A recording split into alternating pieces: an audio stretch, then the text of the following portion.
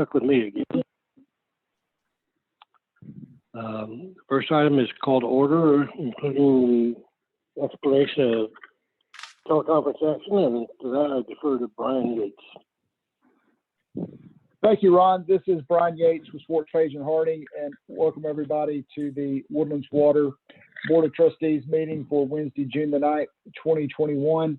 As in prior meetings, I'll briefly go through the remote meeting procedures and then perform a roll call.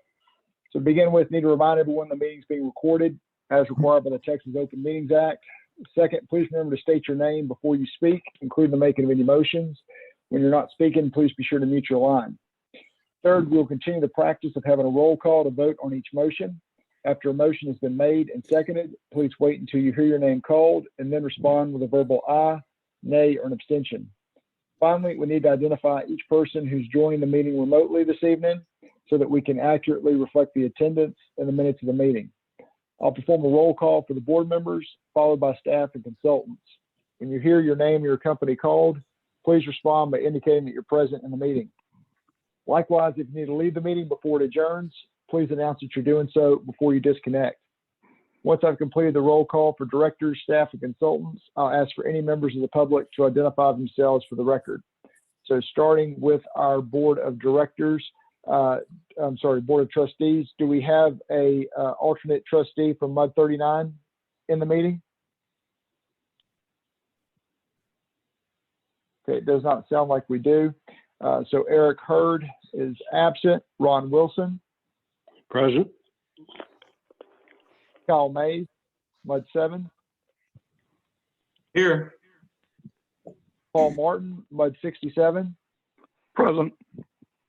Hartley McIntosh, MUD 1. Present. Ron Cucci, MUD 6.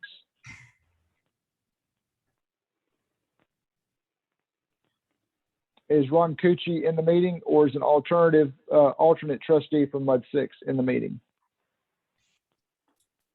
It showed Ron was there. He might have just dropped off. Okay, we'll count him as absent for the time being. Jan Price, MUD 36. Present. Scott Custer, MUD 46. Present.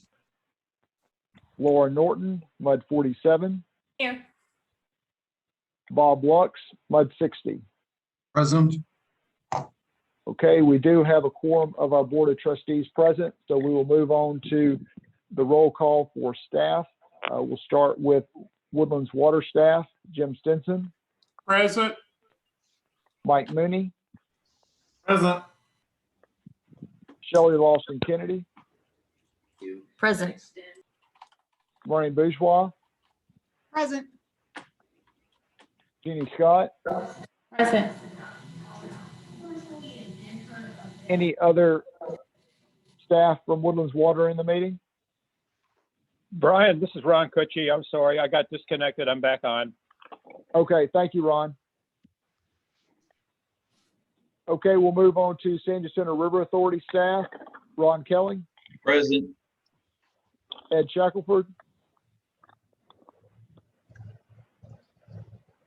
Is Ed in the meeting this evening? Ed is in the meeting, but he's having mic issues at this time. Okay. Chris Meeks. Here.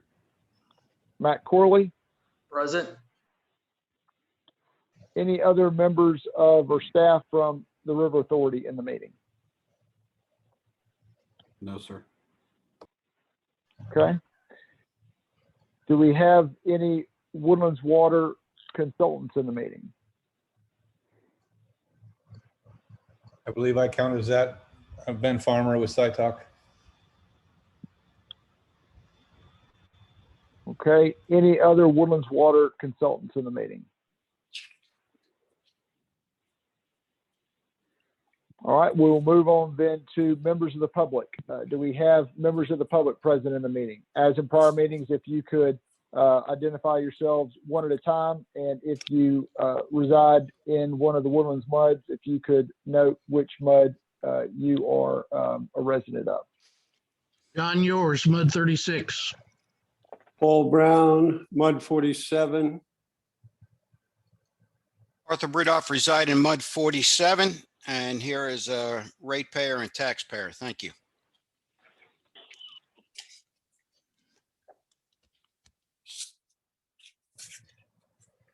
Stephanie Zertucha, Mud 7.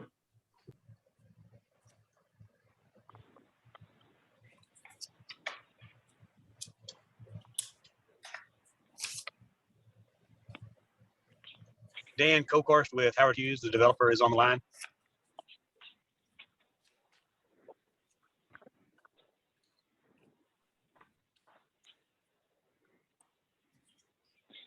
Any other members of the public in the meeting? Maureen, does that include everybody who appears to be logged in?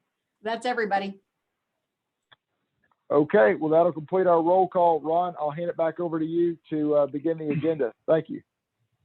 Thank you, Brian. Item 2 on the agenda is opening invocation. Ask Paul Martin if he can take care of that and the pledges for us. Thank you, Ron. We'll start with the pledges for the United States flag pledge.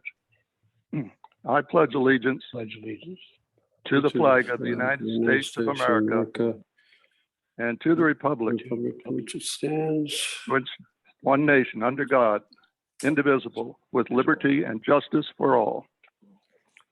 Now the Pledge of Allegiance to the Texas state flag. Honor the Texas flag. I pledge allegiance to thee, Texas, one state under God, one and indivisible. We'll move on to the invocation at this time. Heavenly Father, we thank you for this beautiful day as we gather to listen and discern regarding the business of the Woodlands Water Agency and the residents of the Woodlands. Please give the trustees, staff, and all those participating in this meeting grace and guidance. Lord, we ask you to continue to watch over and be near to those who continue to recover from the COVID pandemic and Ice Storm Uri. We pray this in the blessed name of Jesus Christ. Amen. Thank you, Paul. Ron Wilson, we will move on to item 3, which is receive comments from the public. Please announce your name before you start your comment. Hi, this is Paul Brown. The first thing I'd like to do is, give my thanks to Jim Stenson for item 11 on the agenda and for following up on the issue of data security. I think the only thing that I think I continue to recommend to this board and to all our MUDs is that we've got a formal audit done every year and that we meet a world-class standard for the industry. The second thing I'd like to say thank you for is the item on the agenda, which is an update on utilizing consultants to secure infrastructure money, perhaps from the federal government. We're moving forward. Then the third thing I'd like to bring up is the Township magazine this month has it on page number 6, has Township resumes future governance discussions. Going back to January, I recommended that we acquire a neutral consultant to give us a recommendation for our taxpayers on the movement, the possible movement, because nobody's finalized it. It's been talked about. It's been talked about in writing. A recommendation for our taxpayers on the either the actual movement of the MUDs to a city, or the movement of a MUD to the city sometime in the future, if in the near future, if incorporation passes. Okay. So that's it for me. Thank you. Thank you. Thank you, Paul. Anybody else? President Wilson, Arthur Breedoff here, sir. Hello, Arthur. I'm here tonight, first of all, to hear the great proclamation that's going to be read and hopefully approved about our staff. We're very fortunate to live in this community, to have a wonderful staff for what they do for us every day.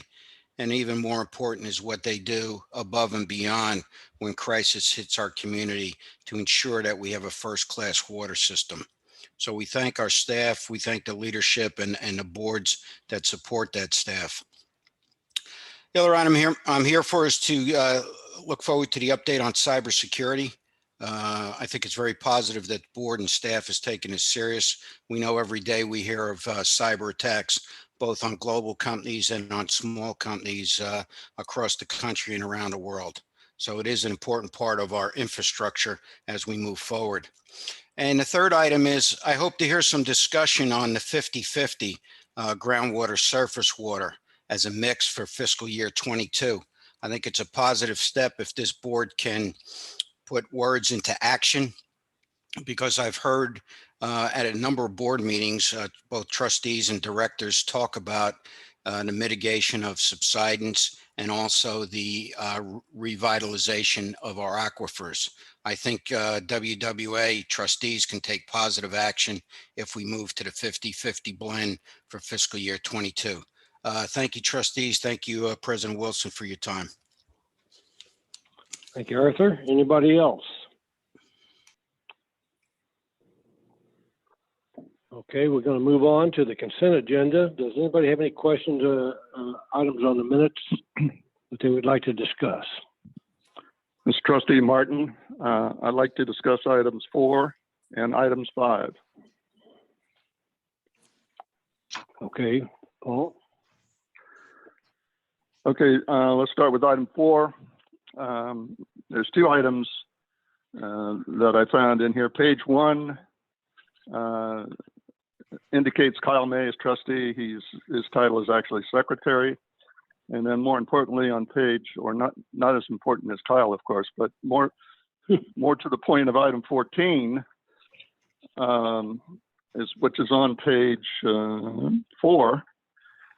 That's a description about the grant funding and 0% loan that was given to MUD 67, and then there's a description behind that which is not it's not consistent with that particular project. So that has been rewritten, and the correction to Kyle May's name has been made, and those corrections should have been made by our secretary. Okay, thank you, Paul. Anybody have any questions on item 5, the financial reports and disbursements? Yes, I've got a couple of points there as well. Page 10 of the financial report, there was a slippage in the account pagination, if you will, rolling those forward onto the schedule. Resulting impact is that the total investments, where it says $856,000, is actually $792,253, and the total cash and investments is $922,033. And then, of course, that changes the operating expense coverage from 141 to 1.32. And then on page 12, the total investments at the bottom of that page should read 792,253.98. Those corrections have been made by Maureen, and they've been corrected. That's all I have. Well done, Paul. Thank you, Paul. Anybody else have comments on either of the 2? If not, I'll consider a motion to approve the consent agenda. So moved. Laura Norton I'll moved. Anybody second. second? I'll second it with correction. Thank you, Paul. It's been moved and seconded. Brian, will you call the roll? This is Brian. If there's no further discussion, we'll call the vote. Ron Wilson, how do you vote? Aye. Kyle Mays, Aye. Paul Martin, Aye. Hartley McIntosh, Aye. Ron Cucci, Aye. Jan Price, Aye. Scott Custer, Aye.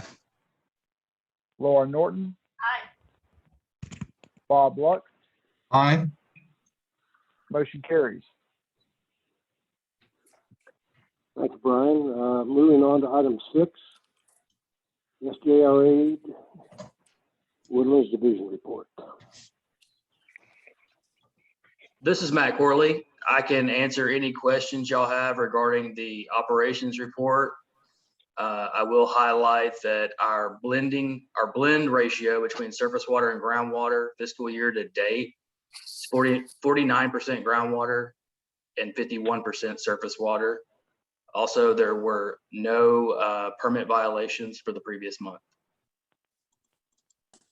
Yeah, this is Scott. You highlighted the one I wanted to ask you about. Probably a monthly question for me. Can you describe the trend and what occurred over the month impacting that blend? Sure. So our fiscal year started in September. We were heavier on the surface water side, and the trend now will be the ratio will work more towards that 65-35 blend as the summer demands pick up.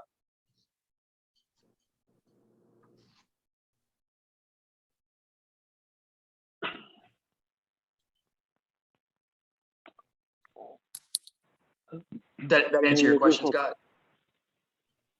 Yeah, this is Scott. I think what I heard you say is that the groundwater ratio will scale with demand and with less rainfall, I think is what I'm hearing you say. Yeah, as the summer demand picks up, that blend ratio will be heavier on the groundwater side. And so that ratio will start to work more towards what we budgeted, which was the 65-35 blend. Perfect. Thank you. Yes, sir.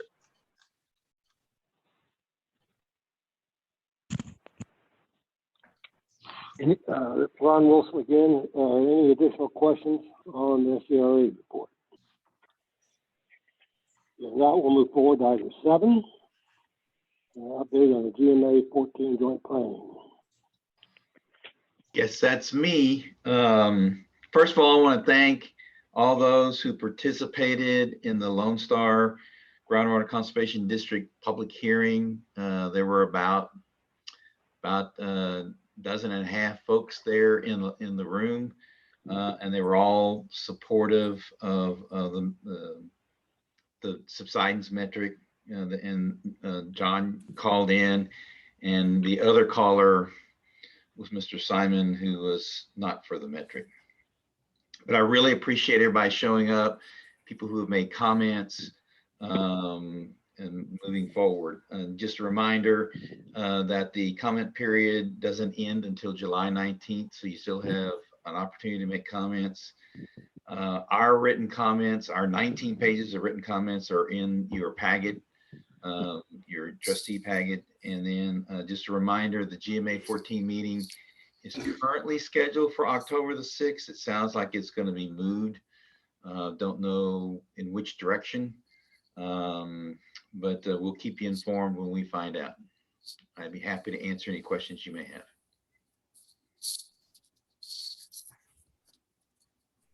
Thank you. Okay, apparently there's no questions. We'll move on to item 8, the attorney's report. Brian? This is Brian. Just a couple brief items under the attorney's report. One, as I'm sure you saw in the news, the regular session did end at the end of May. We do expect a special session. Shouldn't include any items that would relate to district matters other than perhaps the election law bill, and we'll be watching that if it is taken up in special session to see what impact it would have on the mechanics of us holding future elections.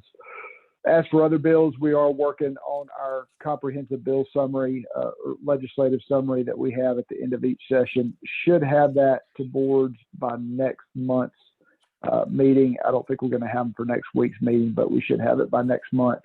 and we'll be able to distribute that to boards and answer questions that you may have regarding legislation from this session. Also, the governor did renew again on Monday the disaster proclamation that suspends the in-person meeting requirements under the Texas Open Meetings Act.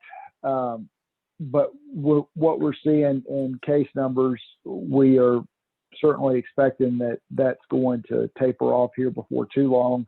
We are in constant contact with the governor's office, and their office has indicated they would give us some advance notice before they pulled down the proclamation.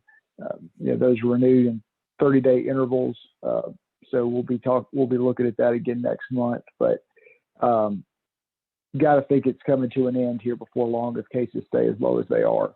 You'll see a separate item on the agenda this evening to consider holding meetings in person, and so we'll talk about that under the separate agenda item. But that's assuming we're going to consider in-person meetings on the assumption that the governor continues to renew those disaster proclamations for July forward. That's all I have of a general nature under the attorney's report. Happy to answer any questions y'all may have.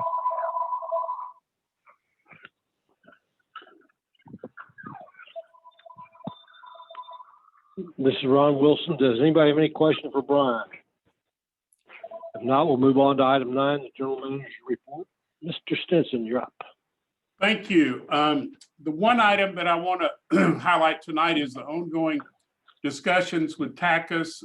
We're happy to report the number of instances of waterline damage is down. We continue to have productive conversations with them regarding construction techniques and notification protocol.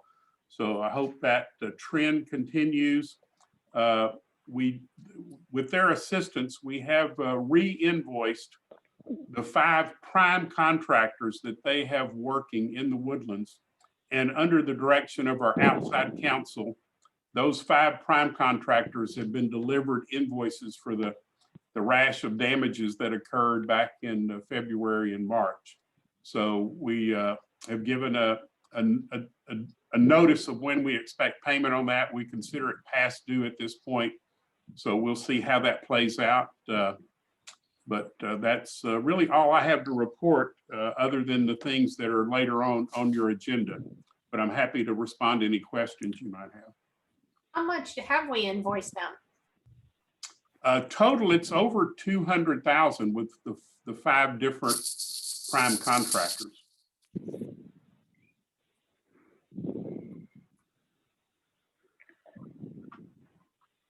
Any other questions for Jim? If not, this is Ron Wilson. We'll move on to item 10. Consider an act on holding future in-person meetings.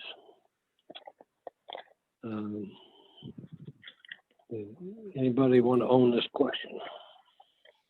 That was put on the agenda at a request from in discussion with Trustee or President Hurd. And I guess, Brian, you can help us with this, but I just want to relay that we are completely open here in the office regarding our staff. No restrictions on the public, no restrictions in the workplace. We're ready to resume meetings in person when the trustees and the board members too. But the suggestion, and I think a good one, was that it be put on the agendas for the trustees and the individual boards next week to make that decision. We did send out a straw poll that you should have received, and many of you did, I know, because we did get feedback, and the majority of the responses were that the trustees and the directors are ready to meet back in person. So with that brief summary, I'll open it up for this. Brian, do you have anything you'd like to add? This is Brian. So from a legal perspective, with the governor's renewal of the proclamation, we're not required to meet in person. But there are, as Jim said, a number of folks who would like to. And so we felt that the best way to handle that would be to actually have a posted agenda item with a vote of the trustees and see if there was a strong majority that would choose to meet in person. That would be the best way to handle it, as opposed to the general manager just making a unilateral decision to change meetings to in person. If that motion passes, I think the next item to discuss, and it can be discussed as part of this with the trustees, is do the trustees want to put an item on the MUD agendas for this month to consider the same action for the MUDs, or do we want to have a phase-in approach where we start in July with just the trustee meeting, because we don't have quite the in and out factor of meeting after meeting for the trustees as we do for the MUDs. See how things go for the trustee meeting in July, and then have consideration for the MUDs to meet in person starting in August. I'll tell you, for our other district clients, we are preparing to start holding meetings in person for those districts that choose to do so and vote that they want to start meeting in person beginning after Labor Day. So y'all are on a little bit more of an accelerated time frame than what we're doing for our district clients that meet in our office. But it's really at your prerogative, the speed at which you return to in-person meetings, as long as that disaster proclamation is out there. I will tell you that our desire, and well, not desire, but technically we would not be able to have a hybrid model, so to speak, where we continue to post agendas as though we're availing ourselves of the disaster proclamation while having a quorum of the directors in place. The governor's proclamation on the suspension was very specific about what provisions were suspended, and that includes under 551.125 of the government code. It suspended subsection B1 so that the remaining B2 is still in place, that a meeting may be held by telephone conference call only if the portion that's been suspended says an emergency or public necessity exists within the meaning of section 551.045 of the government code. That's been suspended.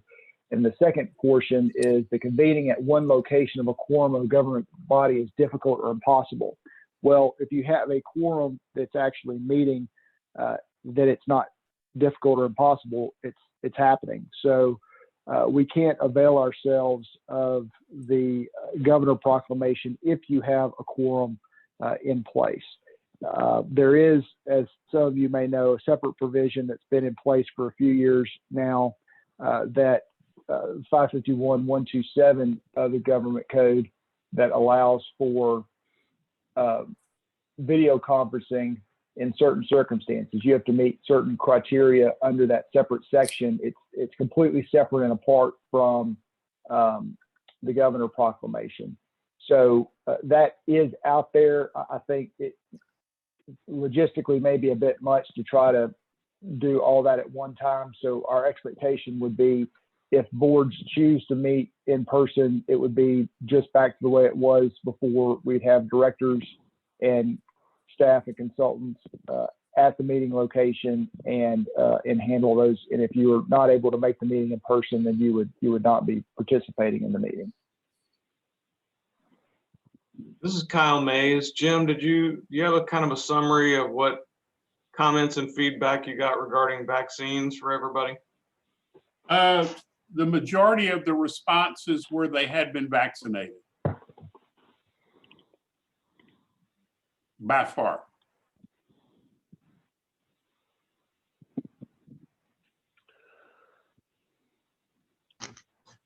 This is Ron Wilson. Brian, you said an awful lot there, some of which I understood, most of which I didn't. When it comes down to it, do you have a recommendation that might be better? It sounded like you recommended we might be better to wait for a month or two before we started meeting in public. But this is Brian. I mean, if you're asking me what my suggestion would be, and this isn't a legal suggestion, but counsel and attorney to the district, I think you know, if there's any potential hesitation by some of the directors, that maybe we do a phased-in approach. You know, we have the trustee meeting 1 month. We don't have the issue about, you know, directors coming in and out on every hour and a half over a course of a couple of days. See how that goes, get folks comfortable with that return to normalcy, and then we can have the vote by the mud boards about how they want to handle the meetings, and get our sea legs under us, so to speak, with just conducting a meeting in person before we go full bore with 10 mud board meetings, and then ramp it up in August with board meetings if everybody's agreeable. This is Scott Custer here, Brian. To that point, does this body have oversight over the individual mud boards? Like, if this body determined that we weren't going to allow the boards to meet until August, do we actually have the authority to do that, or can they act independently and make a decision on their own? This is Brian. So each board, you know, has its own governing body, but you do have staff that is Woodlands water staff and would be at the meeting place at the Woodlands water building. So I would say legally, can they absolutely prohibit it? No, but I think they can. That MUD should certainly heed guidance. Sounds like we could make a recommendation to the mud boards, but not necessarily. That's correct. Okay, I got it. That's correct. On this, oh, sorry, go ahead. Go ahead, Scott. Oh, I was going to make a suggestion. It seems to me that there's two acts here, and the first might just be to see where we're at by making a resolution or a proposal here to meet in person in July to see where that vote is. So I would move that we do that as a group here. Would second that motion. Excuse me, this is Bob Lux. I would second that motion. Okay, we got a motion made and seconded. Do we have any further discussion? If not, I would ask the attorney to call the vote. Okay, this is Brian. If there's no further discussion, we'll call the vote. Ron Wilson, how do you vote? Aye. Kyle Mays. Aye. Paul Martin. Aye. Hartley McIntosh. Aye. Brian Cucci. Aye. Cam Price. Aye. Scott Custer. Aye. Laura Norton. Aye. Bob Lux. Aye. Motion is unanimous. Thank you. And just for clarification, so that motion is to have the trustee meeting in person in July.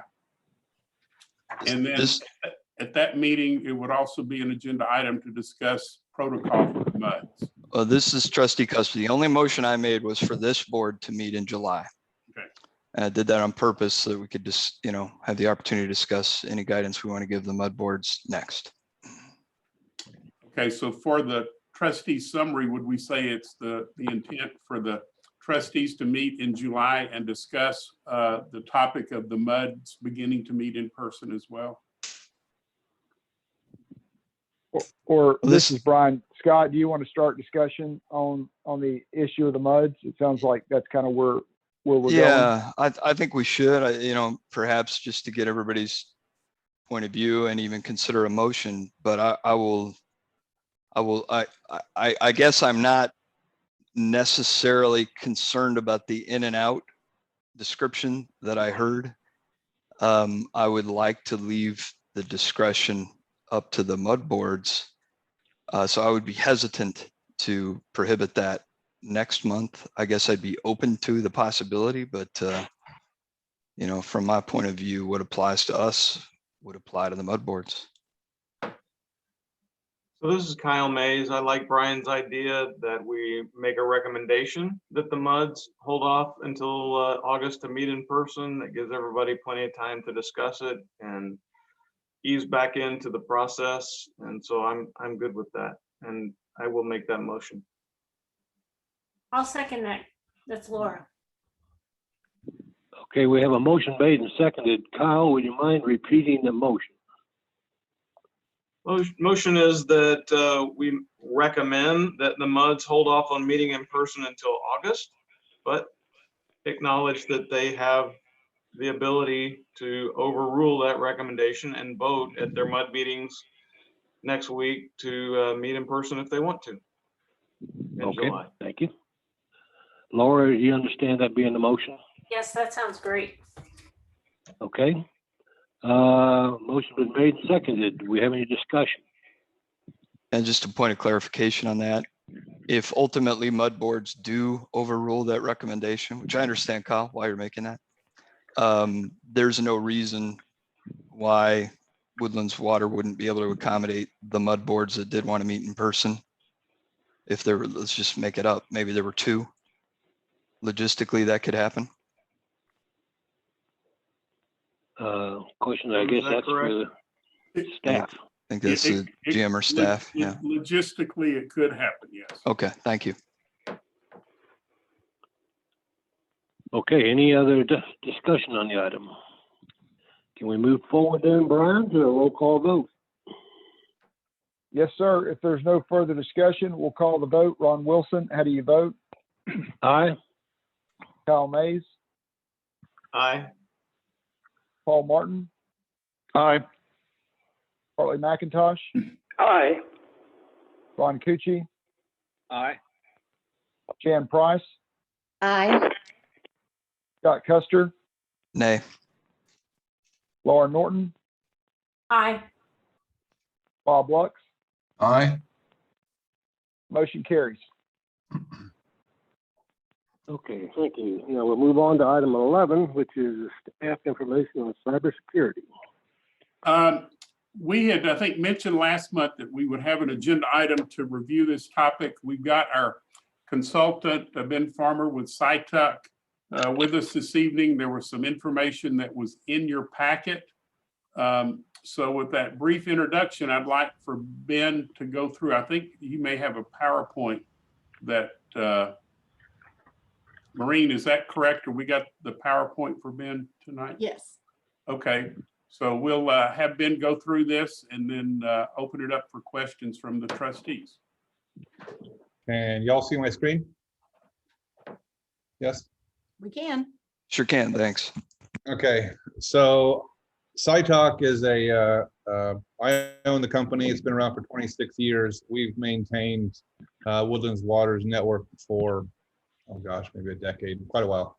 And I will also say that in the last, I don't know, half a dozen years, something like that, we haven't had any clients that have been hit with ransomware. So our success record is uncanny. We've been doing very well at protecting our clients. And I want to put an asterisk there, those that listen to us. I am proud to say of the ones that listen to us, the one that listens to us probably the best of all of our clients is Woodlands Water. So you guys have one of the highest levels of security of any of our clients, and you're doing very well at maintaining it.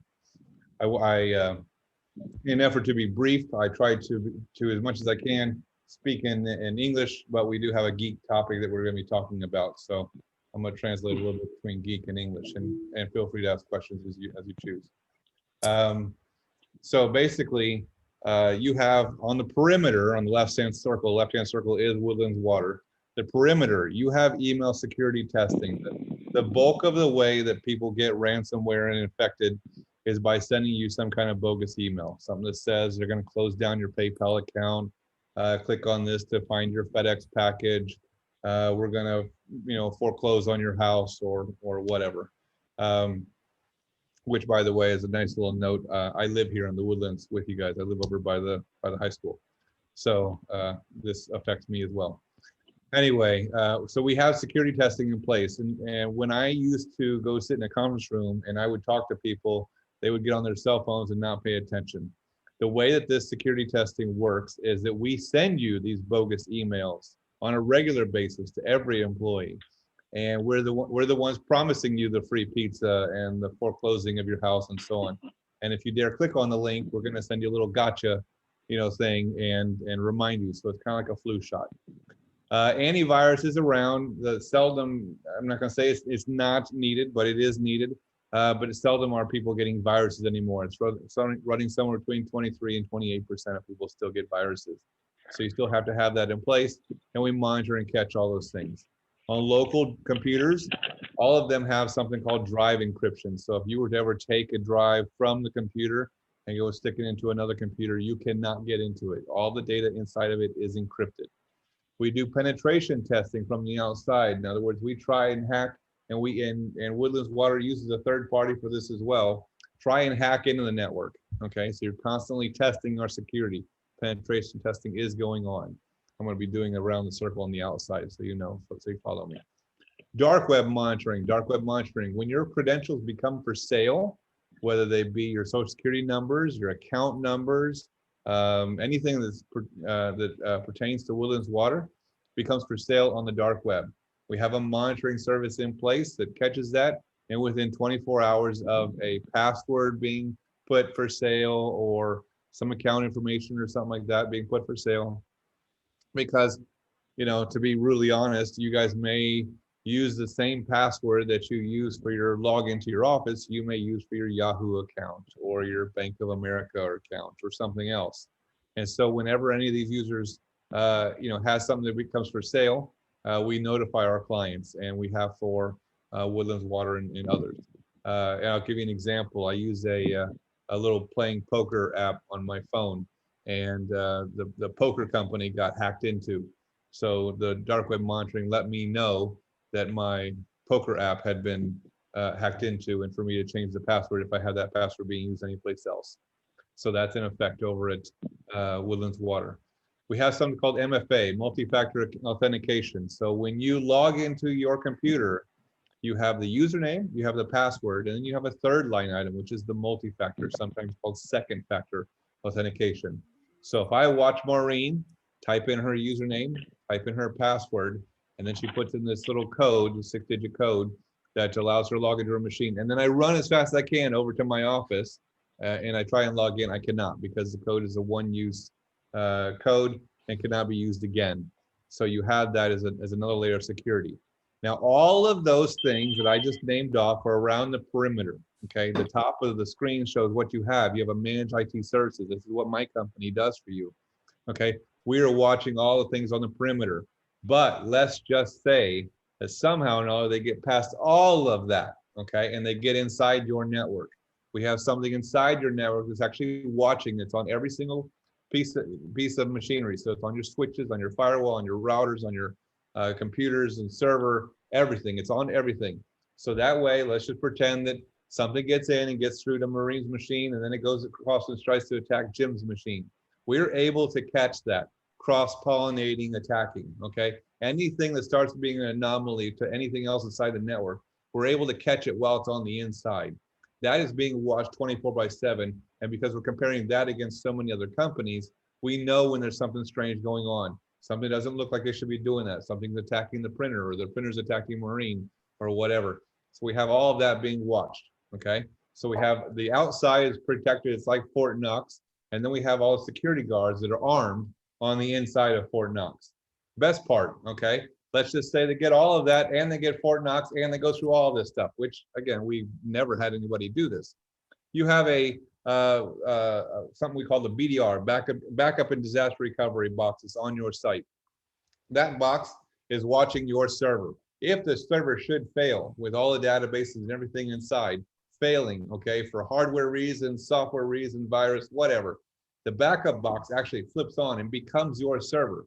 Takes about an hour to boot up, okay, because it has to go from backup mode over to server mode, and it flips on and becomes a server and continues running with the server and has the data from what it looked like, roughly an hour ago, because it takes an hour for it to boot back up. Okay, so we have that entire box that's now able to run as your server, and it has multiple iterations of the backups inside your network. So if you didn't like what the backup looked like an hour ago, let's just say the data was encrypted, we can give you the data an hour before that. If you don't like that data, we can give you an hour before that. And there's many, many iterations inside that box. And but wait, there's more. The old midnight thing.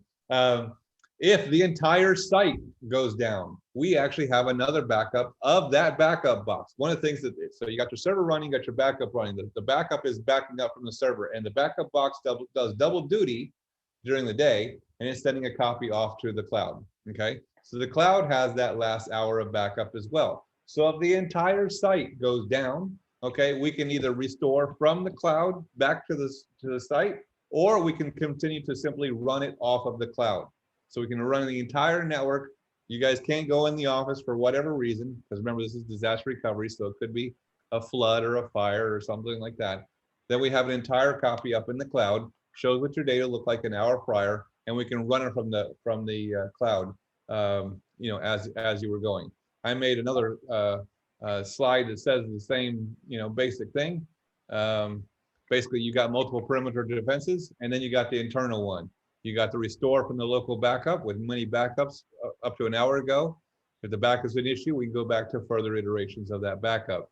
Another copy is in the cloud. We can restore from the cloud, or we can run directly from the cloud. So that's, the slides are the same. It's kind of mapped out a little bit differently. This one kind of has a little bit more eye candy for it. I tried to be brief and English as much as I could, and I welcome your questions. One thing I'd like to also emphasize is that Ben has assured me that we would never be in a position where we would need to pay a ransom. I mean, with all of this backup and the protection, if something happened and somebody said, you pay me or I'm going to do this, we just say, to heck with you and go and start a new system. Ben, That's exactly right. There's That's never exactly an right. instance where we would need to pay for anything. Yeah, so let's just say that they go past all of this perimeter security, and then they go back inside and they attack Maureen's machine, because it'd be, and I hope it's okay that I pick on Maureen. She's my point of contact. I know that Maureen would never do this. She's very good about her computer system. But let's just say that she clicked on one of the free pizza links and, you know, and downloaded some bugaboo, and then what the bugaboo is going to do, it's my technical term, is going to start to attack the server. And what ransomware does is it goes in and encrypts all the data. Okay. Now the bad actor off-site has the encryption key. So then they notify Maureen, hey, we attacked your computer. That's what you get for clicking on the free pizza. We attacked your computer. We've encrypted all the data. Now you can't get to any of the data. It's still sitting there, but it's encrypted, so you can't get to it. And we want, you know, $1 million or $10,000 or $10 or whatever the number is in order to get your data back. Because we've got the backup box, okay, that's not only keeping a copy of the server, but another copy off-site, we can simply take all of that data that's on that server that's been encrypted, wipe it out, and restore from the BDR box. So you will never have to pay for a ransom. And like I said, we're going on something north of 10 years, and I've never had a client that's ever had to pay a ransom.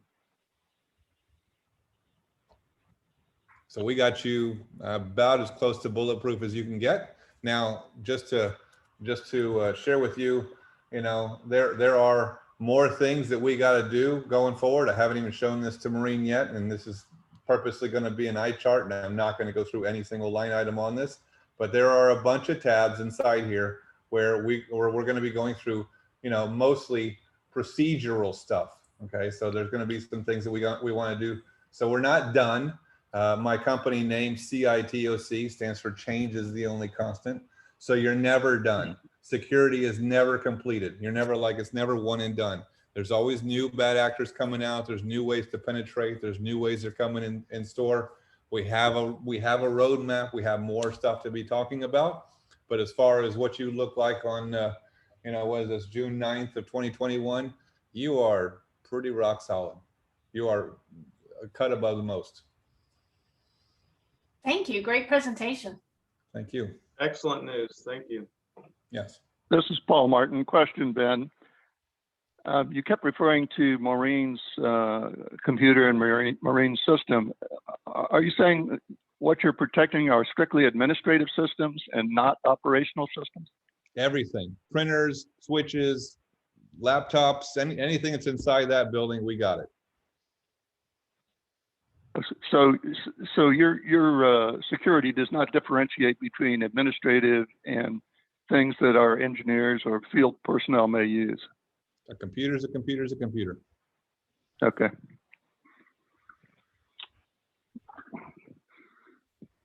Okay, any additional questions for Ben? This is Paul Brown. Can I ask a question?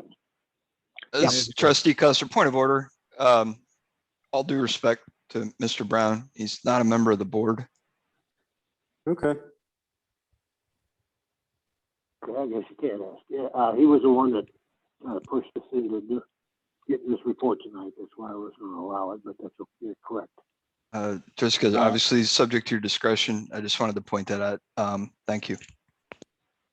I'm good with it. And I may can ask the question that Paul is thinking.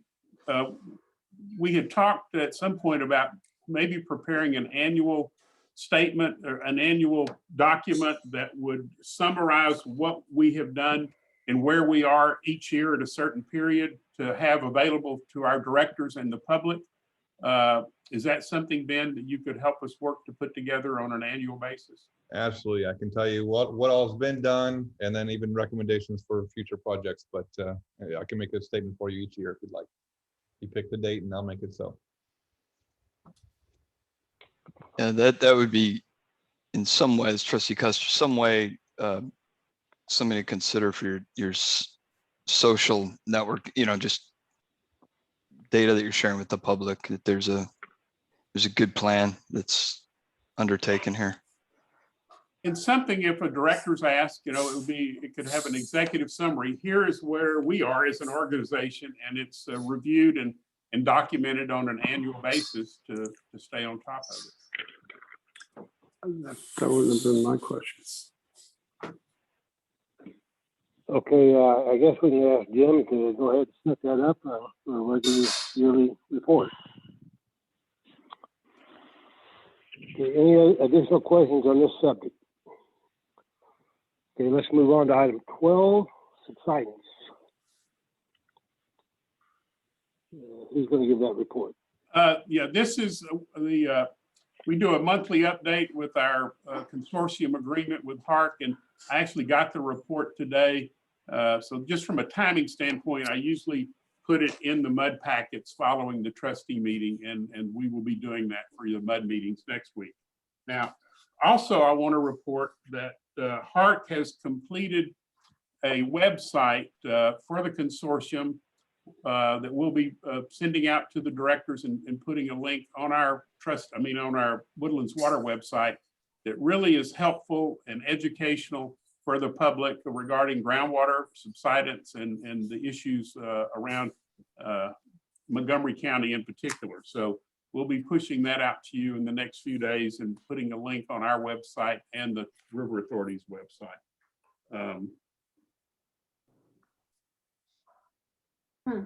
I would say that HARC is also doing the website that One Water is going in on. And I was talking with Bill Bass this week, and he is resigning from HARC, but he's got qualified staff that are going to take over on that project. And I think next month they'll start working on that project.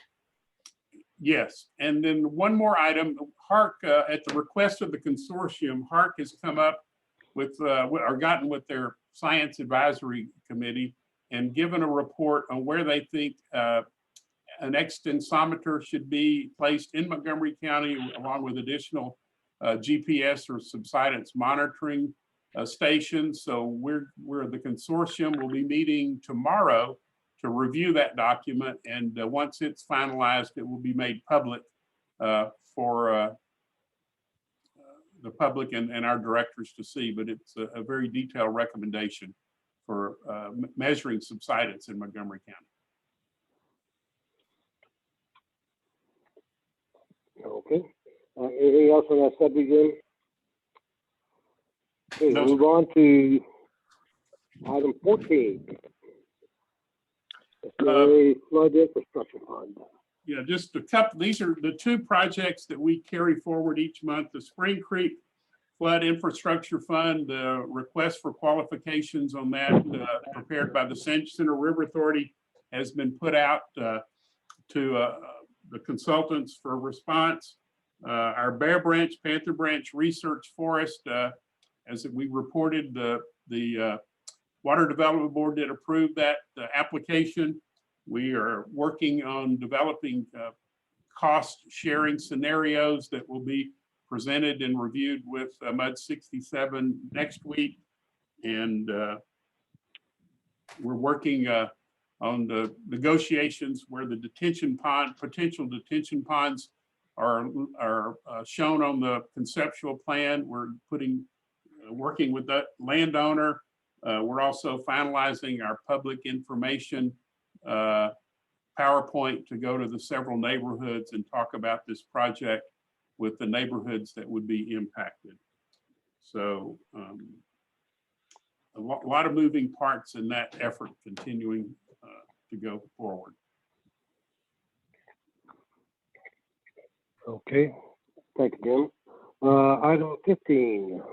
Mr. Chairman, it's Paul Martin. I believe item 13 should be next. I thought I called for 13, but you're correct. Thank you. Item 13. Automated metering system. A quick update on, I think I reported that we had on the options for relocating those poles that are causing neighborhood concerns. We've identified several sites at the Sawmill Park and at Forest Gate Park. We're still vetting the different sites for electrical availability, electrical connection, construction access, site distance for residents that may be around the perimeter of the park, and compatibility with using the pole for township purposes and MUD purposes. So that the vetting process is ongoing. But I don't have really anything else to report tonight on that topic. Mike, do you have anything on far as progress on the meter installations? The meeting that you're speaking of, Jim, is scheduled for next Friday, the 18th at 9 o'clock. Kind of going slow with the weather, not the production. We're about 35% done in MUD 47. 139, 7, 60, and 67 are all in the 98 percentiles. 1 and 39 are completed. The others have got a handful, got roots and other obstructions that we need to actually get out and do some work to change the meter out because the roots are the old meters. But I anticipate we'll be in MUD 47 for the next 60 days or so. And just one other point of information, the township did approve an interlocal agreement to utilize installation of a pole at Terramont Park and utilization of an existing pole at their fire station on Gosling. So that did get approved at their meeting in May. So we were happy to get that interlocal agreement completed and that partnership in place. Jim, this is Trustee Lux. Question, please. Are these poles high enough that we could possibly, I was captivated by the joint use with the township and others. Will they be high enough that we could perhaps lease some space out to cellular sites and things of that nature? Other people that use telemetry? I don't know. I'd have to look into that. That would be a nice way to augment or offset some of the expense that you're going to go through in setting up those new poles. If maybe by adding them making them a few feet higher, we could get a whole revenue stream out of them. Happy to look into it. Thank you, Jim. And this is Trustee Custer, if I may. Regarding the topic of moving the exploration around moving the poles, and I assume this includes the pole, for example, in Indian Springs, which is one of the what some of the residents have brought to you, Jim. If you're referring to the one probably at Woodlands Parkway and Kirkendall, the intersection. Yeah, off there by HEB and off that. Yes. So that's one of the ones that I hear a lot of work being done to look at movement options. My question to you is, how would you, kind of expenses are we accruing in terms of looking at sorry, forgive me, my dog is about to start barking. Embarrassing, had to let him out. Accruing the the costs of investigation here. My understanding is, at some point a decision needs to be made, and I worry that we're spending time and money and resources before we've got definitive direction that this board has given to you, perhaps if necessary, on how we might recommend that you go about a fix here. I just hear all the direction kind of being a foregone conclusion that we're going to move this thing and Yeah, not from me. Okay. I'm just laying out, we'll intend to give options. I am not making a recommendation that they be moved, no. Okay. But I can tell you, there's been, the only resource, the true expenditure is my time. There hasn't been any other expense, just a lot of my time. Okay. I appreciate that point of clarity. Thank you. Okay, now, Paul, are we ready for item 15?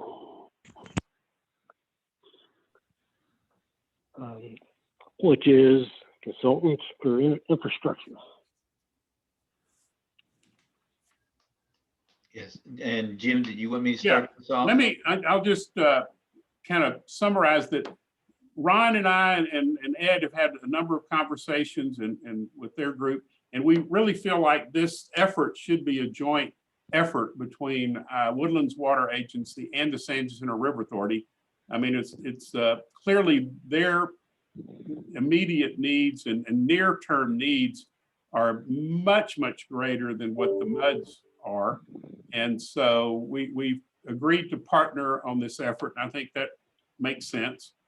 Ron has actually had some conversations with consultants. I guess what we could, at this point, we're working on maybe what would be considered a short list for consultants or lobbyists. Ron has had a couple of conversations that he'll share with you in a minute with some expert advice from some of the consultants and the folks that we've talked with. They recommended that we actually meet with Congressional Representative Kevin Brady to get his feedback and his chief of staff, local chief of staff's feedback and some ideas. So as luck would have it, I ran into Kevin at HEB over the weekend and visited with him about this. And he was very receptive, said, yes, he would be happy to sit down with us and work out the calendar with his Brandon, his chief of staff here in Montgomery County. So we're in communication trying to get that meeting set up. So Ron, would you like to share some of the details with your discussions? Yeah, we've had a couple of conversations with consultants and lobbyists. And like I told Jim earlier, the difference between a consultant and a lobbyist is a lobbyist costs a whole lot more money than a consultant does. But the consultants are more of the, they'll help you open the doors to the people and help you eventually come up with applications or proposals or whatever that needs to be done. The lobbyists are more of y'all all worked with them before. They're more of working to get the laws going or allocations the way you need. They've all directed us that the first step, as Jim has said, that we need to talk to our congressional delegation first. The other thing, as Jim and I and Ed have talked about, is that a lot of things, it is still a moving target right now. You may have saw this morning that the Biden administration has cut off talks with the GOP regarding this package. So there's what's going to be in this package is still very much a moving target, and whether or not wastewater infrastructure in a community like the Woodlands is even going to be part of that package is still up for discussion. So we agree, and Jim, setting the first step is setting up the meeting with Congressman Brady to get his take on it.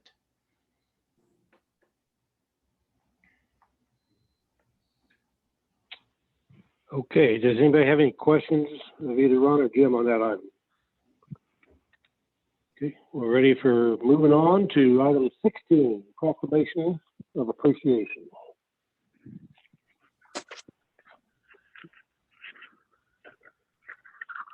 Anybody want to carry this ball? Paul, would you like to open the discussion? That was your recommendation for the agenda item. Yes, thank you, Jim. Well, as you know, I asked that this be put on the agenda for consideration at this meeting. And as you can see, attached on page 70 is a draft proclamation to acknowledge Woodlands Water Agency staff. These are just a couple of the major items. This does not cover all the other unusual events that have occurred during this past year. I think TACUS is another major challenge that absorbed a good portion of our leadership time. Not mentioned here at all, of course.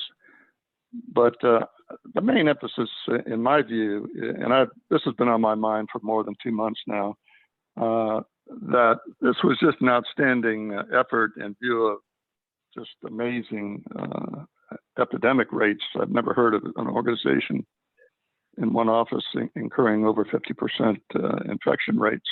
And yet they took up the ball on their own initiative and knew what the objective was and knew the service that had to be performed. And I don't think the majority of the Woodlands public has a clue about any of this. So I think this is important, and I think it's well deserved. Very good. I'm glad you recommended it, Paul.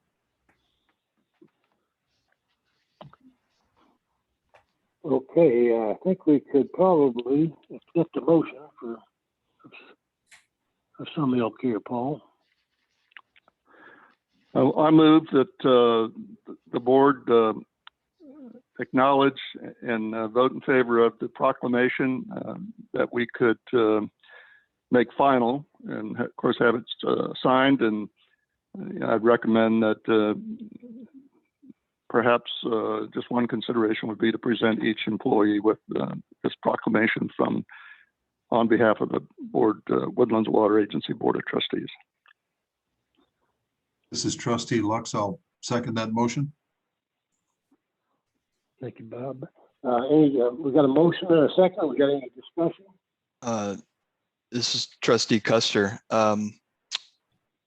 I wholeheartedly agree. The staff not only is amazing on a daily basis, but especially under these stressful conditions.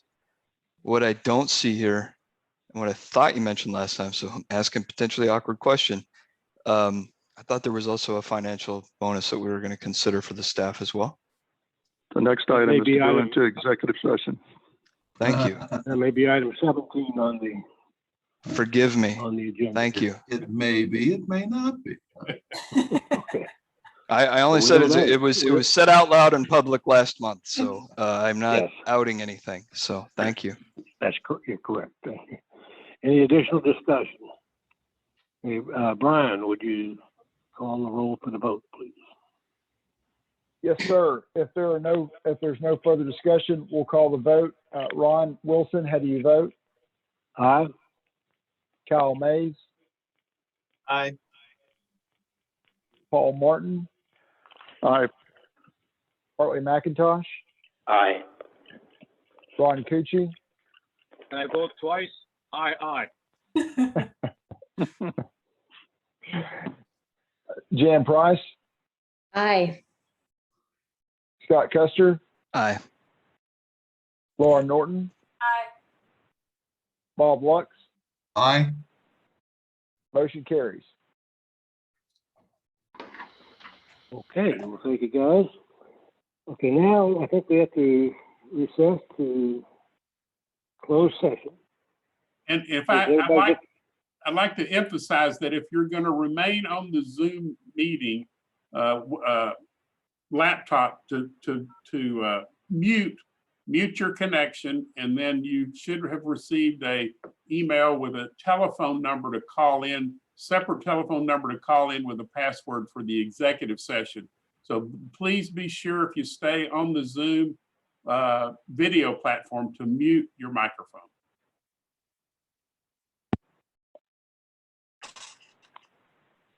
Okay, let's do it.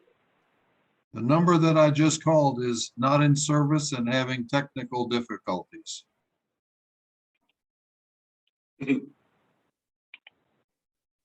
Uh-oh. Does anybody else have the same issue?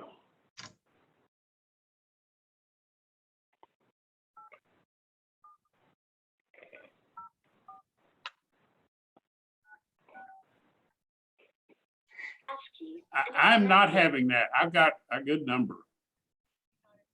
Hear the tone. Mine's working as well. I'm the second person to join. And make sure you're pulling the right number off the email. I've done that with Shelley's stuff before. I stand corrected. That is the problem. I dialed the wrong number.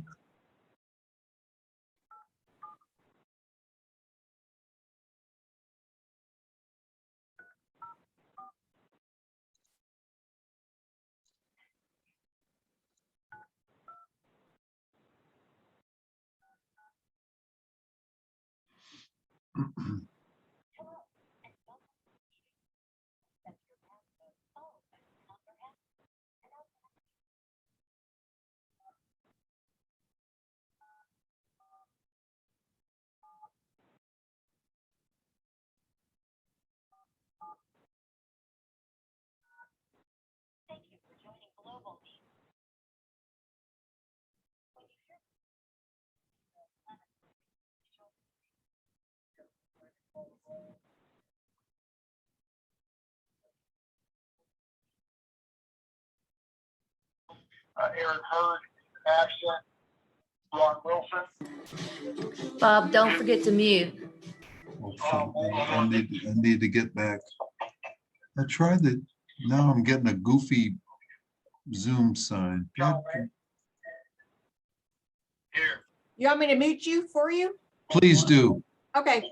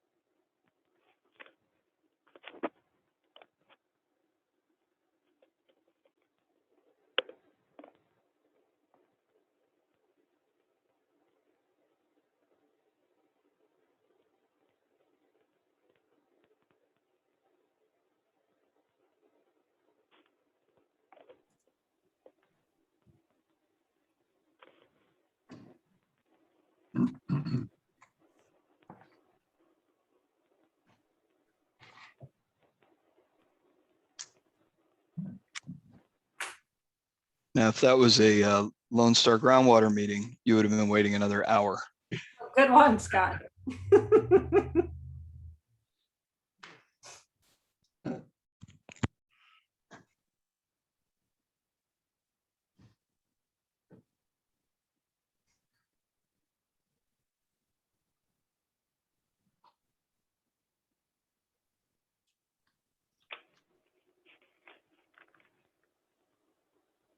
You back in, Ron?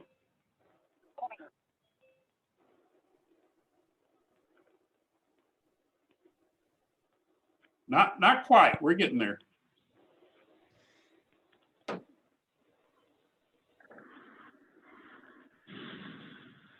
Is this the last thing on the agenda? Yes. No, there are 2 items.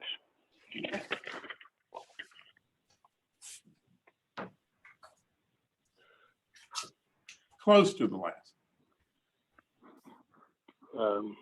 Who we missing on the trustees?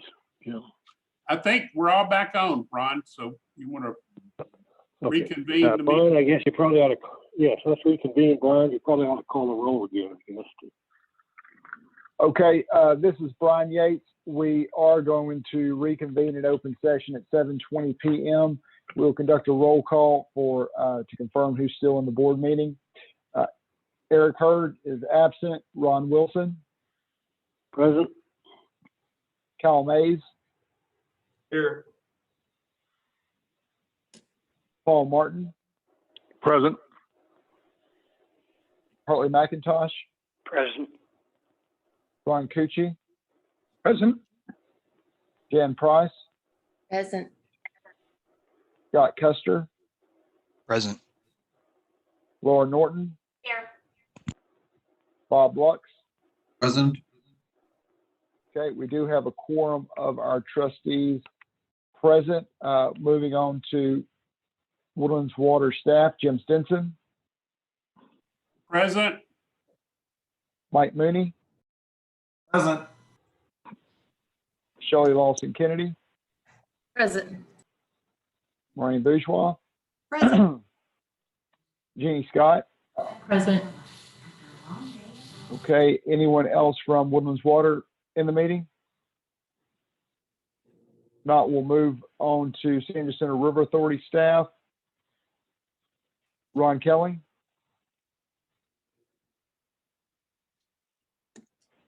Chris Meeks. Present. Okay, is there anyone, Matt Corley? Present. Anyone else from the River Authority still in the meeting? I know Ed left the meeting, Brian. Okay. All right, and I think we will go ahead and pass on the roll call for members of the public in terms of who's still on there, and go ahead and hand it back over to Ron. Okay, we have an executive session, and from that, I believe Laura had a. Yes, I have a motion that we authorize the action resulting from the closed session, because I'm not sure I should say anything else. I make a motion that we authorize what we seem to discuss, right? This is Brian. It would be a motion to recommendation. approve the recommendation from the Personnel Committee. That's my motion, yes. This is Trustee Lux. I second that motion. Thank you all. We have a motion and a second. Do we have any additional discussion? Well, I guess we need a roll call vote, Brian. Okay, if there's no further discussion, we'll call the vote. Ron Wilson, how do you vote? Aye. Cal Mays, Aye. Paul Martin, Aye. Hartley McIntosh, Aye. Ron Cucci, Aye. Jan Price, Aye. Scott Custer, Aye. Laura Norton, Aye. Bob Lux, Aye. motion carries. Thank you, Brian. We'll move on to item last, item 19, discuss matters for placement on future agenda. Anybody got any suggestions? As trustee Custer, I still think, maybe I'm alone here, but I think we need to discuss a strategy for documenting through video the meetings in the building now that we're going to resume to face-to-face.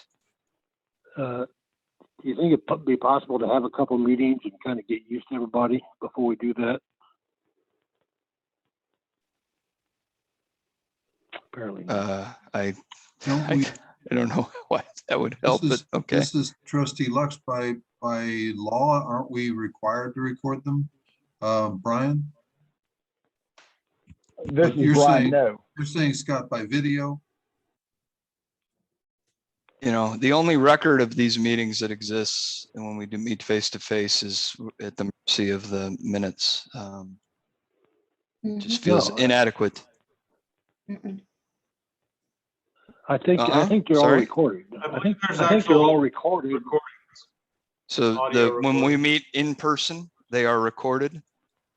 Yes. Not This by is Brian. I television, think, Yes. this is Brian. I think we're kind of veering into discussion as opposed to items to place on a future agenda. We can, You're right. Thank we you. can place an item at the board, at the trustee president's discretion on the agenda for discussion about record keeping of future in-person meetings and have that for discussion at a future meeting date. Thank you, Brian. Any additional questions? Items, matters for placement. Well, I'm hungry. Let's close it down. I am too. I ate beforehand. Thank you, We look Ron. forward to Appreciate it. seeing y'all next week. Yeah, thanks Thank for you, filling Ron. in Next month. admirably. Thank you. Ron. Have a good evening, everyone. Thank you. Bye. Thank you. Thank you, Ron.